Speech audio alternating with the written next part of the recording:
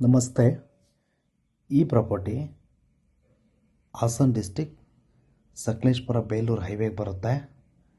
Robusta plantation ಇದು. Level ಇದೆ, state ಹೈವೇಗೆ ಬರುತ್ತೆ. ತುಂಬ ಚೆನ್ನಾಗಿದೆ ತೋಟ ಇದು. ಟಿಂಬರು ತುಂಬ ಚೆನ್ನಾಗಿದೆ.